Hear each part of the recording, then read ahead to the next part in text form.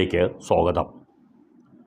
നമ്മുടെ നാട്ടിൽ ബാങ്കുകളിൽ നിന്നും ലോൺ എടുത്ത് വിവിധ ആവശ്യങ്ങൾ നിറവേറ്റുന്ന നിരവധി ആളുകളുണ്ട്.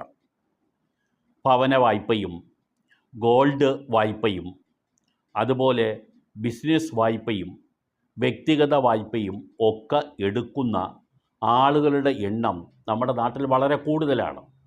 ഇങ്ങനെ എടുക്കപ്പെടുന്ന ലോൺ തിരിച്ചടവിൽ വീഴ്ച വരുത്തിയാൽ എന്തൊക്കെയാണ് സംഭവിക്കുക എന്നുള്ളത് സംബന്ധിച്ച് പലർക്കും പല വിവരങ്ങളും അറിയില്ല എന്നുള്ളതാണ് യാഥാർത്ഥ്യം. എല്ലാവരും കരുതി വച്ചിരിക്കുന്നത് തുക തിരിച്ചടയ്ക്കാതെ വന്നാൽ, അതായത് പ്രതിമാസം അടയ്ക്കേണ്ടതായ EMI മുടക്കം വരുത്തിയാൽ ജപ്തി നടപടി മാത്രം ഉണ്ടാകും എന്നുള്ളതാണ് പലരുടെയും ധാരണ. അതുമാത്രമല്ല, അതിലുപരി ചില കാര്യങ്ങൾ കൂടി നിങ്ങൾ വായ്പ തിരിച്ചടവ്